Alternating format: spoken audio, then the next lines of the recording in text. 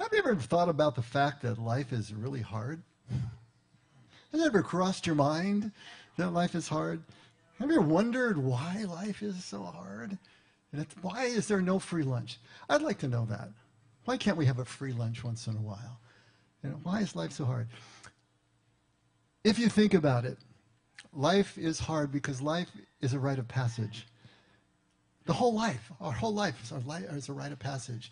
We talked about rites of passage in terms of the first 3 steps that we're working on right now, first 3 steps of AA. But a rite of passage has 3 stages to it. The first one is separation. To separate from the world that you knew, the familiar world, the world that you're comfortable with, the world where you felt you had some control, right? And you move into the second phase, which is transition, where all that goes away.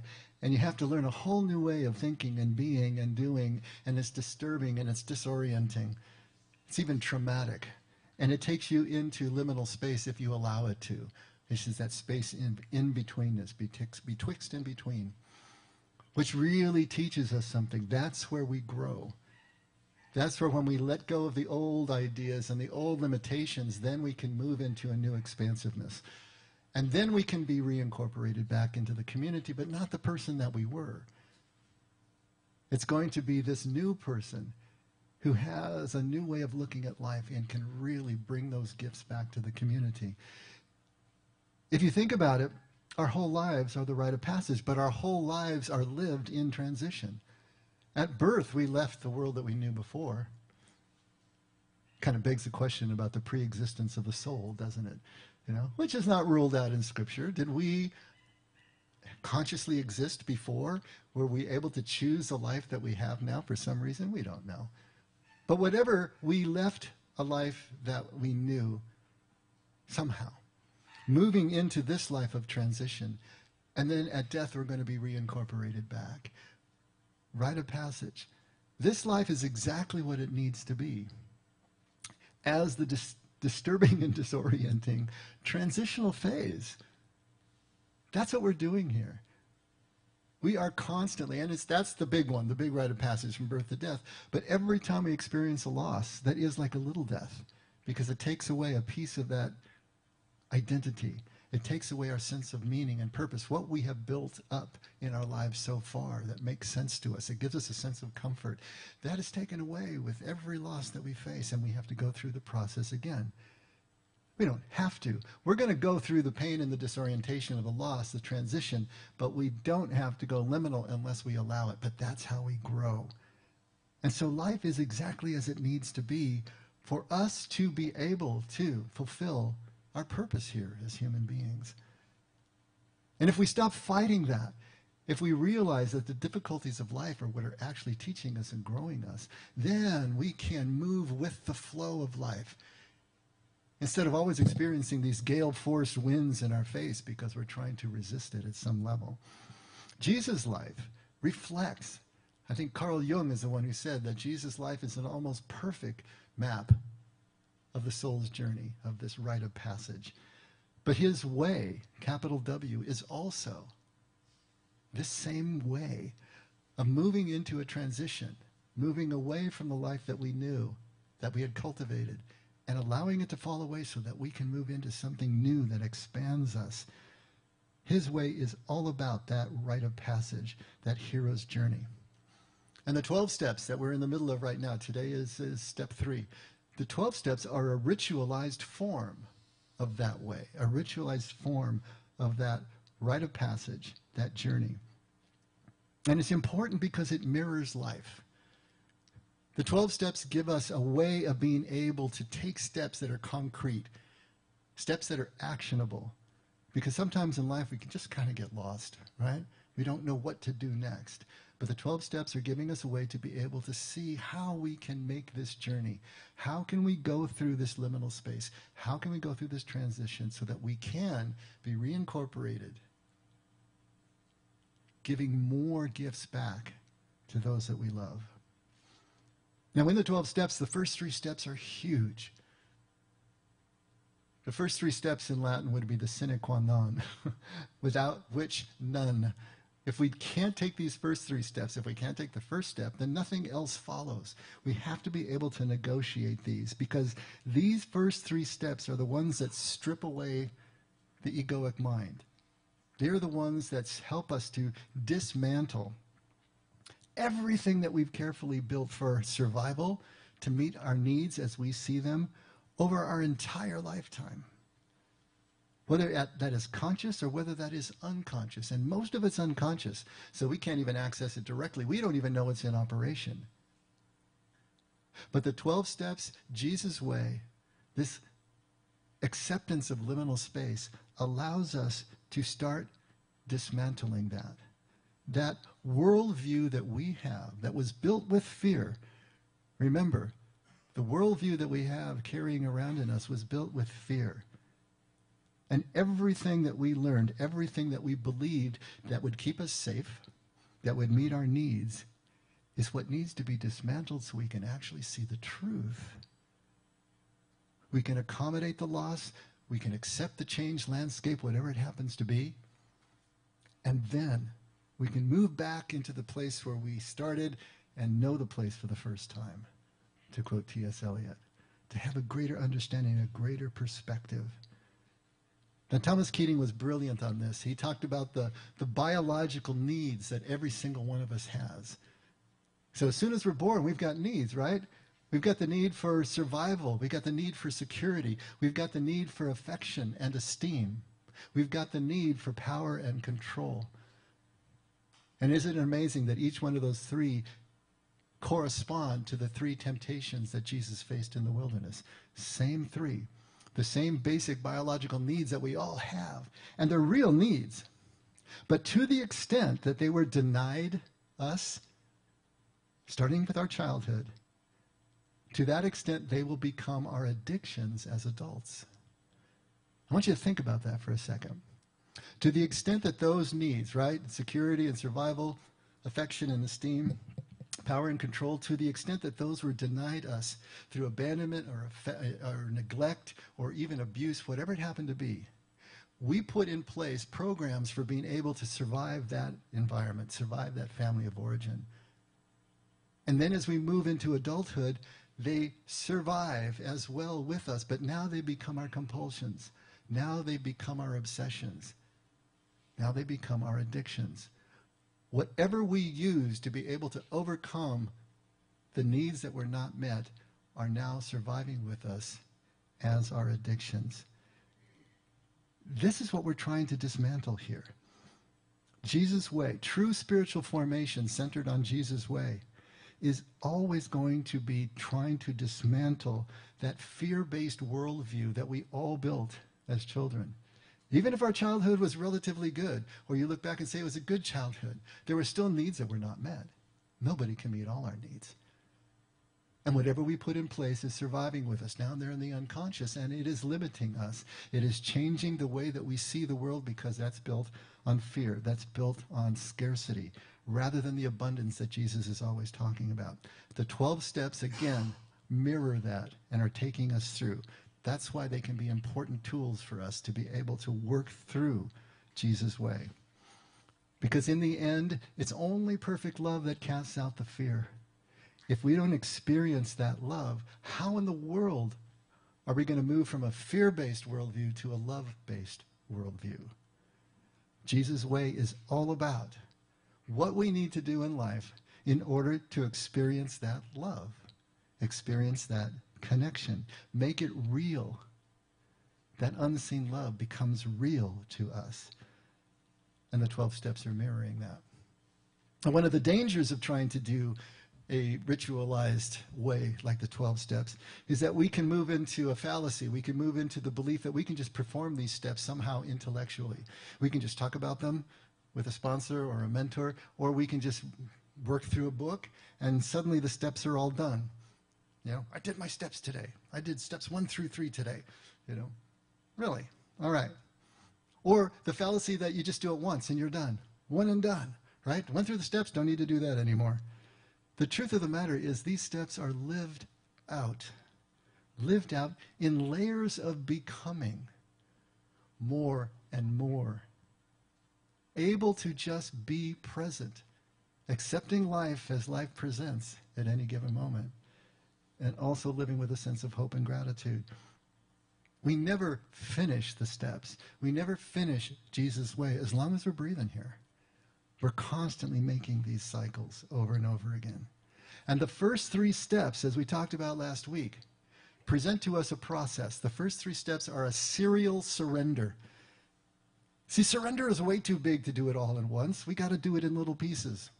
It's a serial surrender that we're going through.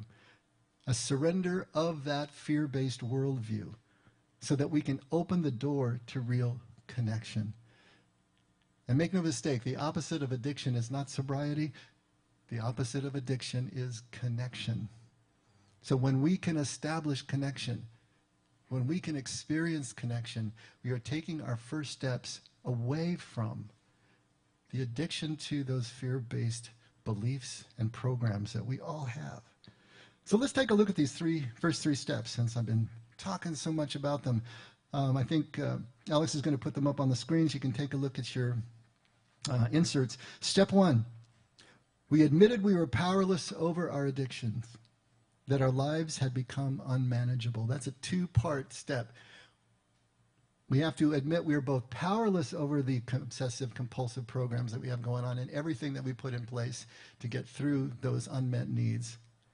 And we also need to admit that our lives have become unmanageable. If we don't think our lives are unmanageable, if we still think somehow we're in control, then we are obviously not admitting our powerlessness. So there's 2 things there that need to happen. Step 2, came to believe that a power greater than ourselves could restore us to sanity. That also is a 2-step. We have to recognize that there is a power greater than ourselves, not just unseen God, but also the community around us, but also that they are able and care enough, are friendly enough, compassionate enough to help us, to restore us. And then finally, step 3, made a decision to turn our will and our lives over to the care of God as we understood him. Now, I want you to notice in these 3 steps that each step prepares for and makes possible or makes visible the next step. Do you see how that works? Until we can admit our powerlessness, until we can admit that our lives are unmanageable, that we need help, then we're not going to be able to even recognize a power that is greater than ourselves, a power that is somewhere outside and yet connected to us, or that they can help us in any substantive way. And until we are able to do that, recognize that power greater than ourselves, how in the world are we going to submit to it? How in the world are we going to trust it enough to give our lives over? Each step makes possible, prepares us for, allows us to see the next step. Now, in previous weeks, we looked, since we've been doing this for about 4 weeks now, we looked at the first 2 steps. First, to be able to see truth about power and manageability and see them as illusion, because we talked about no one gives up power voluntarily. But as soon as we see that the power that we thought we had is an illusion, we can give up the illusion. And then secondly, that this belief in a greater power is the trust and also the understanding that, as Einstein said, is this a friendly universe or not? To understand that that power out there is friendly, that power cares enough and can return us to sanity. And then we get to the 3rd step that I want to dig into today. This idea of surrender, to submit to that greater power, to submit to the care of that greater power. Even so, what is it like to actually turn our will and our life over to a power that we see as outside ourselves, to the care of that power? You know, we talk about letting go all the time. You know, in fact, the first 3 steps are sometimes just kind of, what would the word be? Shortened to, I can't, God can, let him, right? A little bit too facile for me, but we talk about letting go and letting God all the time. What does that really mean, though? How do you actually do that? This idea of simply letting go, it sounds so easy, but how do we do it?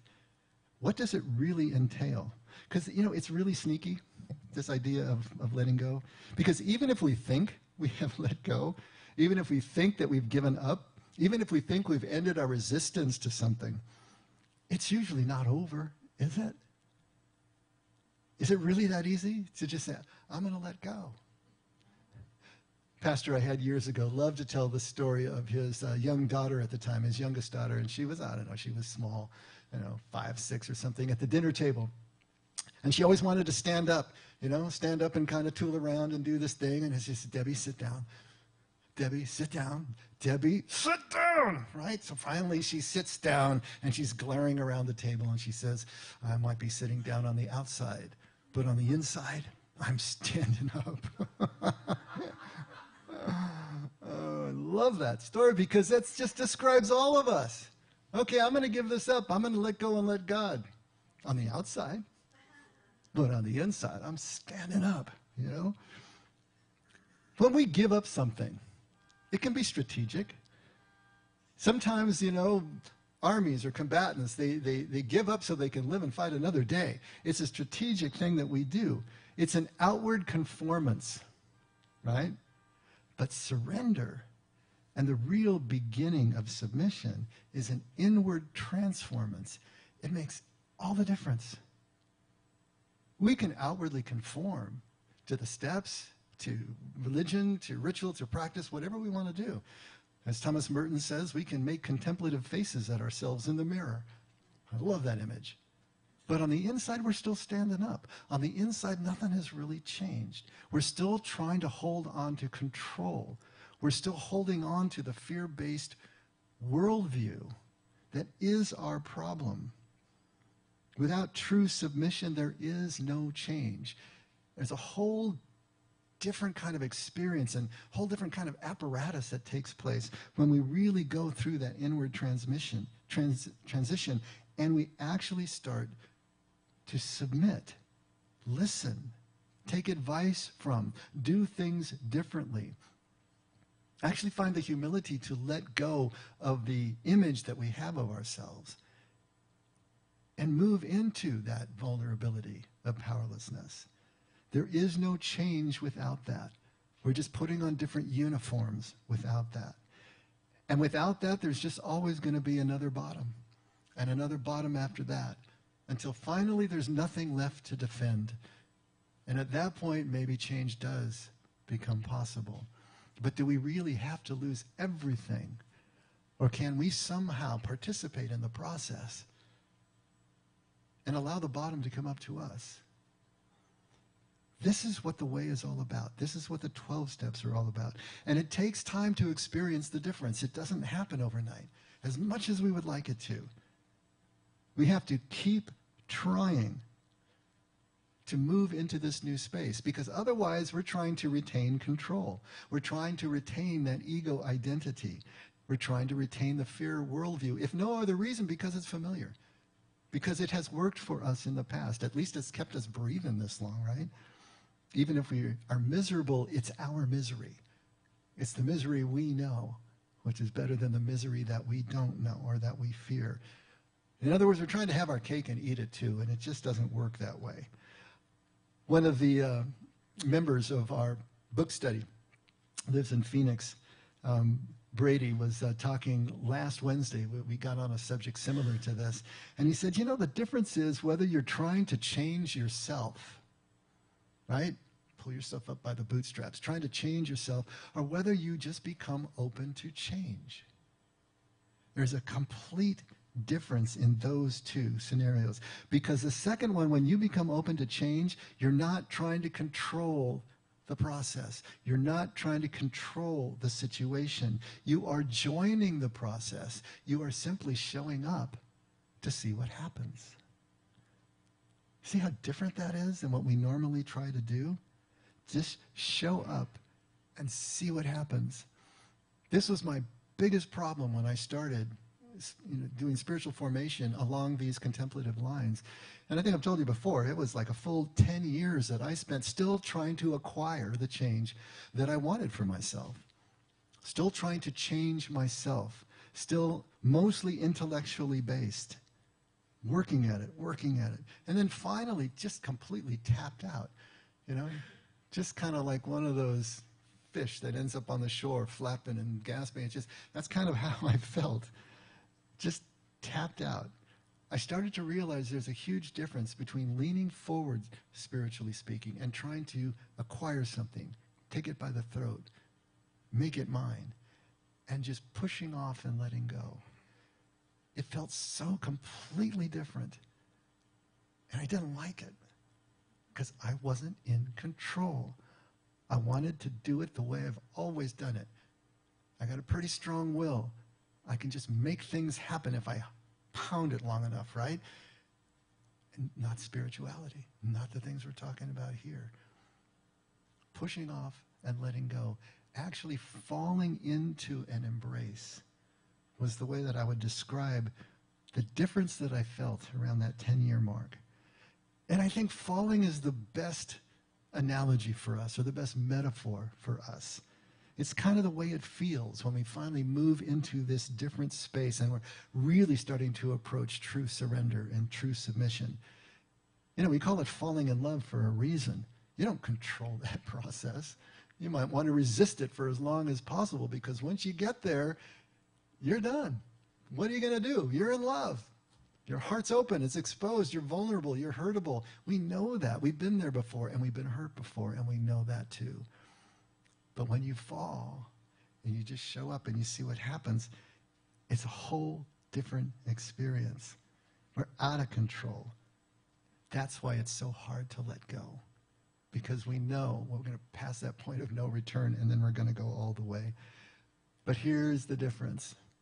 There was a movie, I can't remember the name of the movie right now or which one it was. I just remember here's this guy hanging at the end of a rope in sheer terror, hanging on. And the people up at the top are saying, just let go of the rope, let go of the rope. No, he's holding on. Finally, he can't hold on any longer, and he finally lets go. He drops about 18 inches. He was right above the ground. Everybody else saw that there was no danger except him. See, that is our exact situation, spiritually speaking. Every one of us is clinging to that lifeline with everything that's in us. And that lifeline represents everything that we've built our entire lives that we think is going to help us to survive, meet our needs. And we're not going to let go of that, because if I don't have that, what do I have? If I don't have this, who am I? I'm holding on to it. And yet the ground is only 18 inches below us. There is nothing to fear when we do let go, because God is always present. This is what we're faced with, trying to hold on. And we're all clinging. And Jesus is here trying to get us to let go. If you really think about it, that's his whole message, isn't it? Let go. Just let go. Let go of everything that you're holding on to. Yeah, he calls it being crucified every day, and he calls it losing your life so that you find it. But all those sayings are about letting go of that rope that you're holding on to, so that the reality of your situation can actually become clear, that you can actually see what is going on. Now, at some point, if we're going to do this, we have to reasonably believe that we're going to survive, right? Y'all like thrill rides? You like roller coasters and such? No! All right. My analogy is not going to work for you. But if you do, why do you like them? You like them because they scare you just enough. They mimic death enough that it gets your heart pumping and everything going on. But somewhere in the back of your mind, you're going to survive this, because, OSHA made them build the thing so that you're going to survive this. Come on. If for 1 second you're taking a loop and you look out and you see a section of track missing, what's your experience going to be then, right? If you think about it, life is the greatest thrill ride ever invented. But if we don't think we're going to survive it, how in the world can we ever enjoy the ride? This is what Jesus' way is about. It's allowing us to experience the presence of God and the love of God in such a way that we understand that we're going to survive. Somehow everything's going to be all right. As heinous as it might be in the moment, somehow it's going to be all right. And that changes everything. So either we finally get a sense that we're somehow going to survive this, or the pain just gets greater than the fear, and we let go. Either way, we've got to get to this point where we can just push off and we can let go. Now, some of you have heard my skydiving story before. That was like my ultimate experience of actually being able to let go and jump out of a plane. And it was an amazing experience. I decided to do an accelerated free fall, which means that it wasn't a tandem jump where you're actually strapped to the jump master, right? And you go out together and you're strapped. And actually the jump master does all the work. You're just along for the ride. I didn't want to do that. I wanted to have my own chute. I wanted to be my own person, which meant that you go out with two jump masters, one on either side. They're holding onto your leg straps, and the three of you go out. But once you pull, you're on your own.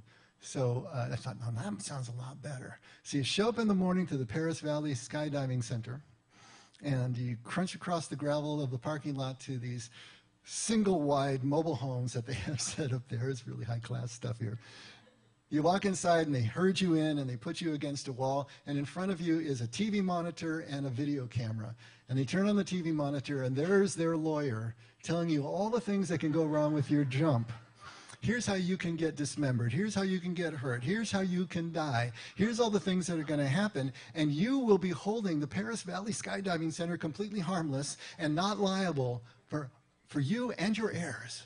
All these bad things that can happen to you. Then they give you a sheet that you have to read, and they turn on the video camera, and they videotaped us all reading from this, that we understand the risks and we do not hold liable the... We walked out a lot quieter than we went in, let me tell you. They herded us over to this low-lying group of buildings where the classrooms were, and that's where we were going to learn to do whatever we were going to do. If you were a tandem jumper, you only had about 4 hours worth of instruction. If you were accelerated free fall like I was, we had a full 8 hours all day on the ground learning about skydiving and what we needed to do. And when we walked into the classroom, I kid you not, my instructor only had one leg. And he was not shy about it. He had a cut-off gene on that side, and it was just a pogo stick, just a metal pogo stick. And I know that he just loved doing that to every class that came in and watched their reactions. You know, and when we finally sat down and we're looking at him, first thing he says, I just want you to know I did not lose my leg skydiving. And then this laughter comes out that's way too loud, right? But he spent the whole day with us, and we learned everything we needed to learn about skydiving. We learned about the circle of awareness, you know, what you're supposed to do. And or when you get up there and you're free falling, you look at the horizon, you get your heading, you look at your altimeter, understand your altitude. You look to the right at your jump master. You get your body posture, make sure that's right. You look to your left. So all that had to happen. We had to learn about the falling leaf pattern. You know, a falling leaf that dries into a cup shape, it's always going to fall with the convex side down.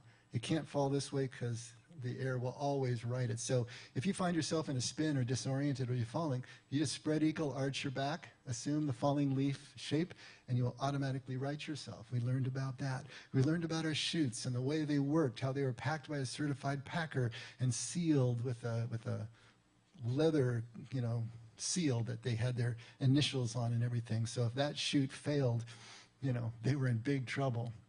We were dead, but they were in big trouble.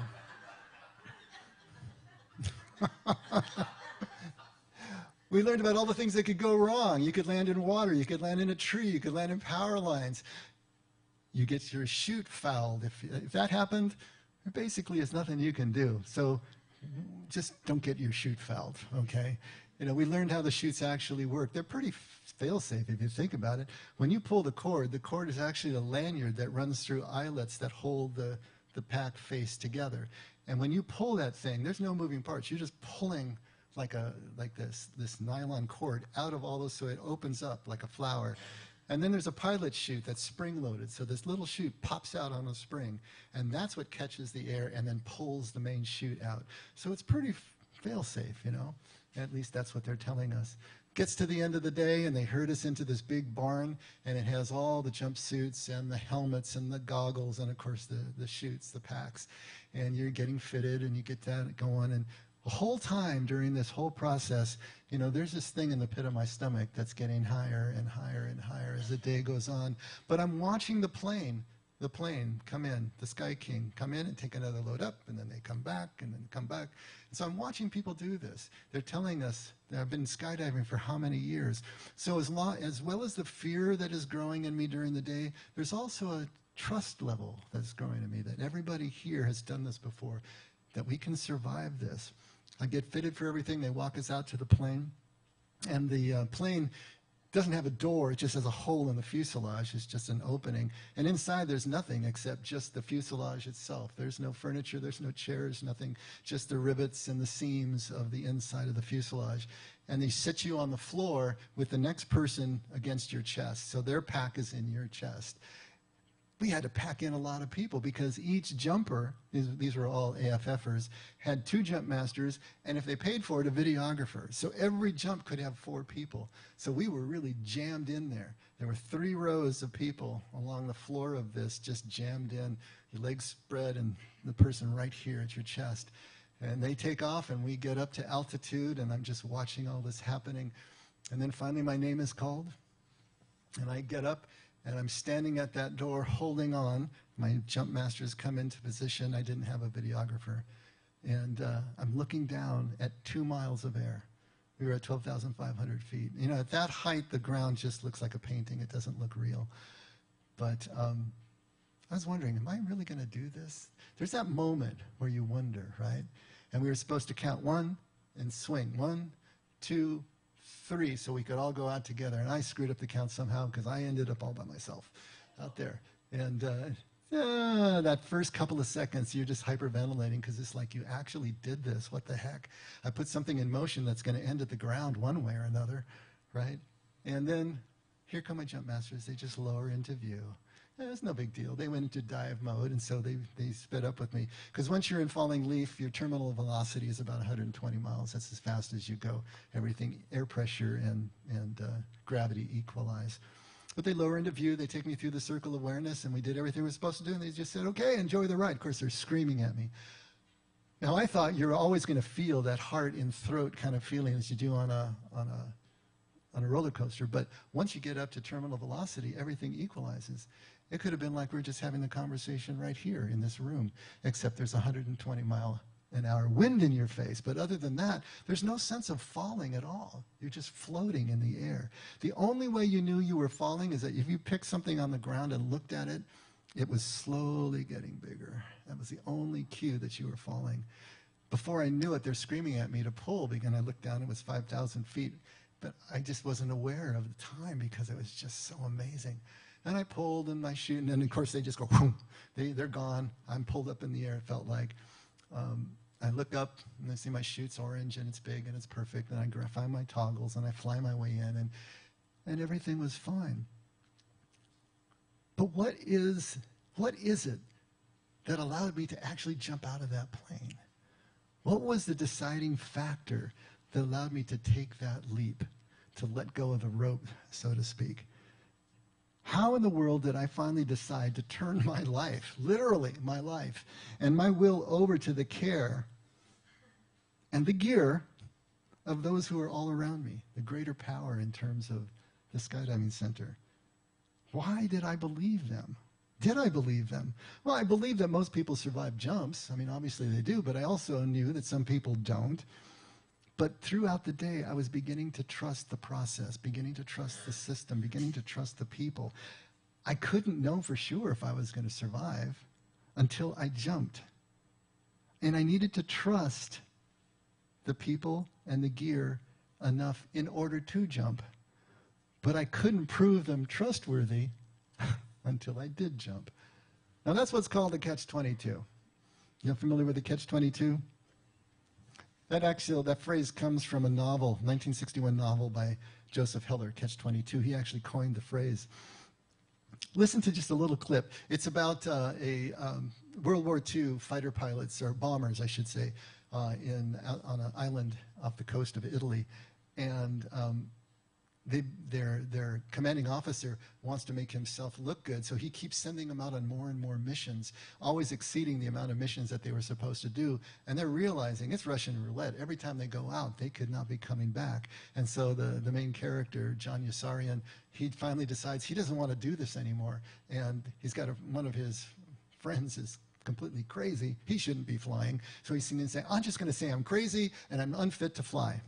But there's only one catch. And that catch was catch 22, which specifies that a concern for one's safety in the face of dangers that were real and immediate was the process of a rational mind. Now, Orr, his friend, was crazy and could be grounded. All he had to do was ask. But as soon as he did, he would no longer be crazy and would have to fly more missions. Orr would be crazy to fly more missions and sane if he didn't, but if he were sane, he had to fly them. If he flew them, he was crazy and didn't have to, but if he didn't want to, he was sane and had to. Yossarian was moved very deeply by the absolute simplicity of this clause of catch 22 and let out a respectful whistle. You know, if you think about it, you lose your glasses. How are you going to find them? You need your glasses to find your glasses, but you don't have them anymore. You lock your keys in the car. You need your keys to get in the car and get your keys, but you can't because you don't have your glasses. You need job experience in order to get a job, but you can't get the experience until you get the job. See, this is catch 22.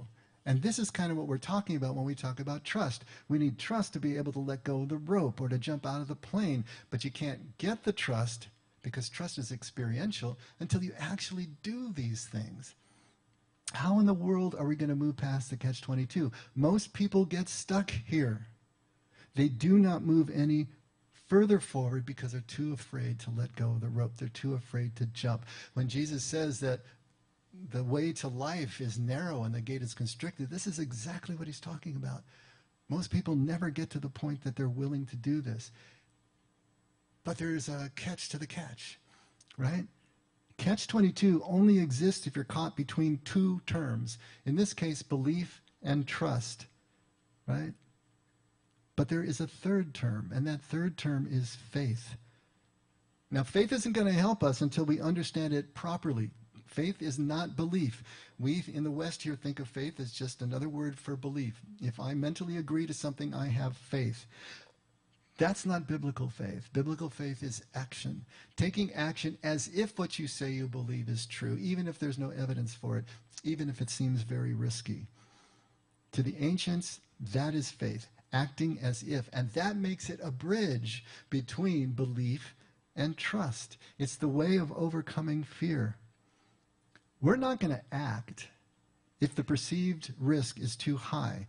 We need to lower the sense of risk with a continued exposure to the thing that we fear, right? But if we start small, like if you had done a tandem jump instead of an accelerated free fall the first time, and spending that whole day training and watching people survive these jumps, this gradual exposure to trustworthiness allows us the ability to transcend the fear and take the first steps that will then prove to us the trustworthiness of whatever system we're facing. Now, AA and of course church gives us the ability to gradually accept the group's care for us, that the group, our community, does care, that God behind the group does care, that the love is real. And we can gradually begin to submit to those values and those traditions. Now, some people look at that as a form of brainwashing, but that's really up to the individual. How are they treating this process? If we're still living as if the group or God were trustworthy to find out whether they are, whether God is or not, that's not brainwashing. That is still volitional. We are making the choice to be in this situation. I wanted to do a couple of case studies. I know we're running a little late here, but I'm calling them case studies, but it is the story of both the rich young ruler and Nicodemus in Scripture. And if you look at Matthew 19, starting at verse 16, we've used this story so many times because it's so spot on for what's going on. And this rich young man comes to Jesus and says, "Teacher, what good thing shall I do that I may obtain eternal life?" And Jesus says to him, "Why are you asking me about what is good? There's only one who is good, but if you wish to enter into life, keep the commandments." Skipping to verse 20, the young man said to him, "All these things I have kept. What am I still lacking?" And Jesus says to him, if you wish to be complete, go and sell your possessions and give to the poor, and you will have treasure in heaven. And come, follow me. But when the young man heard this statement, he went away grieving, for he was one who owned much property. What's going on here? This young man knows that he's lacking something. He has been one who has been following the rules. He has been following the law of Judaism to the max, to the nth degree. Jesus understands this. But he's still trying to play it safe. He's trying to stay in control. He wants another rule from Jesus that'll take him the next step on the journey. But what Jesus is telling him is you've got to let go of the rope. You can't stay in control and go where you know you need to go. You're feeling this yourself. You got to take a jump that'll take you to a radically different relationship than the one that you understand right now by trying to obey your way into God's grace. And we never hear from him in the Gospels again after this one little pericope, this one little story, because he perceived that the risk was too great.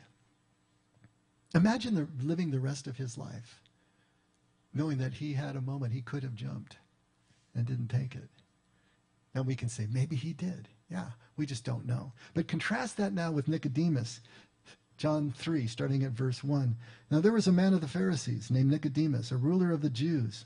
This man came to Jesus by night and said to him, Rabbi, we know you have come from God as a teacher, for no one can do these signs that you do unless God is with him.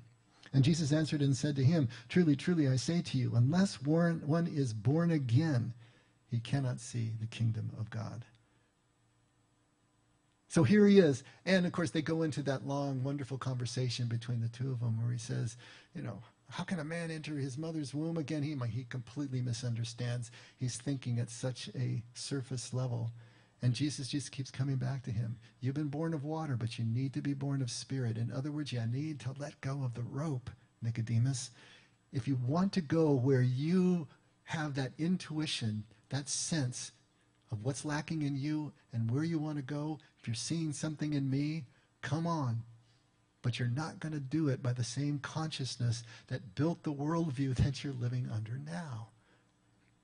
And then at John 7, starting at verse 47, look what happens to Nicodemus now. Jesus has already been marked for death by the Pharisees and the other religious authorities. And he goes into Jerusalem at the time of one of the festivals. And the Pharisees send out officers to try to find him, apprehend him, arrest him, and bring him back so that they can execute him. And these officers, when they went out, they were impressed by what Jesus was saying and how he was teaching. So when they came back to the Pharisees, they answered them, you have not been it's like, where is he? You didn't bring him back. You have not also been led astray, have you? No one of the rulers of Pharisees believed in him, has he? But this crowd, which does not know the law, is accursed. Then Nicodemus, who came to him before, being one of them, said to them, our law does not judge a man unless it first hears from him and knows what he is doing, does it? They answered him, you are not also from Galilee, are you? Search and see that no prophet arises out of Galilee. And everyone went to his home. So what's happening here? This implies to us that Nicodemus kept coming back to Jesus. Maybe by night, maybe by day, was accepting the increased risk of exposure, but he had got to the point that he was willing to stand up in the Sanhedrin, in that ruling body, and defend Jesus at this time. And then finally, when we get to John 19, after the crucifixion, after these things, Joseph of Arimathea, being a disciple of Jesus, but a secret one for fear of the Jews, asked Pilate that he might take away the body of Jesus, and Pilate granted permission. So he came and took away his body. Nicodemus, who had first come to him by night, also came, bringing a mixture of myrrh and aloes, about 100 pounds weight. So they took the body of Jesus and bound it in linen wrappings with the spices, as is the burial custom of the Jews. Nicodemus comes in under full glare of both Roman authority and Jewish authority and brings spices and aloes about 100 pounds weight. 100 pounds in the ancient world would probably bury about 200 bodies. There was so much there. But there was a tradition that when it was a king or someone of great importance, you brought a preponderance of spices to them to show the respect for who they were. Nicodemus is saying, Jesus is my king. Jesus has that position in my life, and he's saying it absolutely publicly. Now, what is the difference between these two men? Nicodemus originally came at night in secret. He was trying to lower his risk, but he was still acting in faith, as did the young man.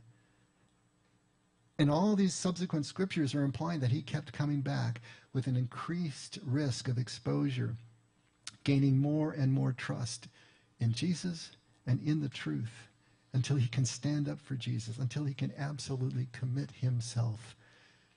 And so here's the progression from belief to trust with faith as the bridge. Belief is idea, which leads us to faith as an action, which then creates the experience that is the trust that we have. This is the way we overcome the catch-22. If we can keep showing up to enough experience to overcome the fear that we have, we can take the step of faith. Both of these men were following, assiduously, sincerely following the rules of their religion, but they both knew that it wasn't enough. Something else needed to happen. They were still tightly holding on to their ropes at first, afraid of letting go. And Jesus was calling them to cross from the familiar, to cross from the seen path to the unseen path, to become born again into this new way of perceiving, this new way of living. And make no mistake, Jesus is calling each one of us as well. Are we willing to let go of our ropes, to jump off the path that we think we understand? And as much work as you think you've done, you're still holding on to a rope. We all are. As fragile, vulnerable human beings, we are all holding on to a rope. Jesus' way is not understood as we would like. It's unfamiliar, and it costs us everything that we hold dear. Why did he say in Luke 14, unless you're willing to hate your father and mother and your wife and your children and even your own life, you can't follow me? He doesn't mean that you hate them maliciously or neglect them, but he's saying if you're holding on to that rope, whether it's relationally, emotionally, ethically, ethnically, whatever it happens to be, then we're not going to be able to drop that 18 inches to really see what's going on.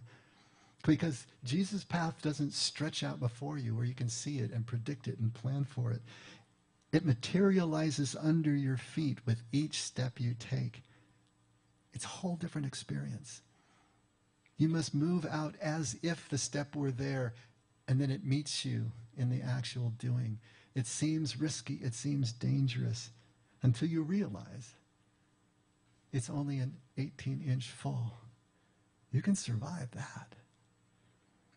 And this doesn't mean that it's all going to happen at once. We're going to be practicing this over and over again. And if we start small, we can actually get good at the letting go, making a decision to turn our will and our life over to the care of God. There's something called the welcoming practice. Some of you may have heard of it. Some might know what it actually is. The welcoming practice is just a 3-step practice that we can use quickly to be able, if we're triggered emotionally, which is really taking us out, and we're filled with that emotion, whatever it happens to be, and it's debilitating, that we can bring ourselves back. And just a little bit here. When we welcome what is in our life, that trigger, that emotion, whatever it happens to be, it doesn't mean that we don't want or need change or growth. It means that we accept what comes our way and invite God into it. In God's presence, we bring our needs, our desires, our thoughts, our emotions, circumstances. And instead of fighting these things and those around us, we welcome them and God in them so that we can be transformed as we consent to God's presence in all areas of our lives. If we don't do this, we allow this to transform us. If we grasp control over our lives, we will inevitably create substitutes for a genuine resting in God and his provision. And what are our substitutes? They are our addictions. Those are the substitutes. So start practicing the welcoming prayer with the little things in life, small, everyday frustrations like sitting in traffic or waiting in line at the grocery store. Practicing with the small things prepares us for the bigger upsets. When we become aware that we are being triggered emotionally, first, Feel and sink into what you are experiencing this moment in your body. Feel it. This is not about stuffing it or trying to deny it.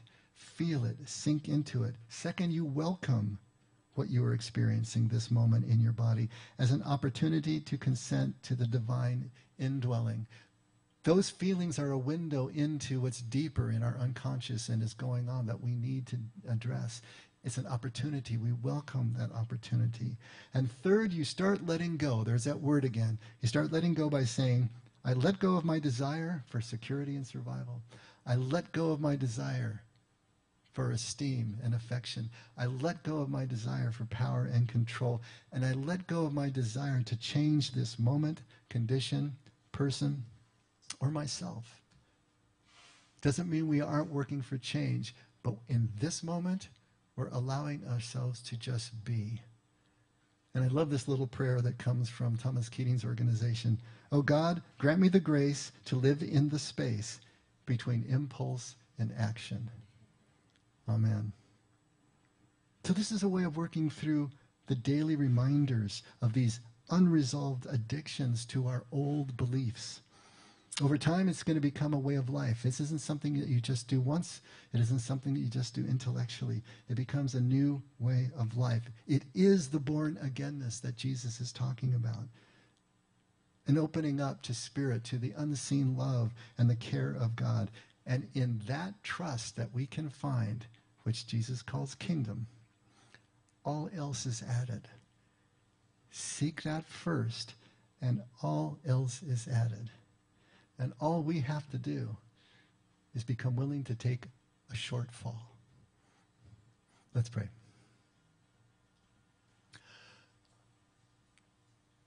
Father, that fall is what scares us because we don't know how far it goes.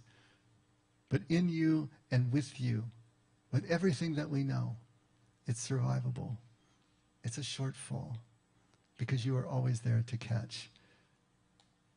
But we won't know that until we turn our lives and our will over to your care and act as if you really are there.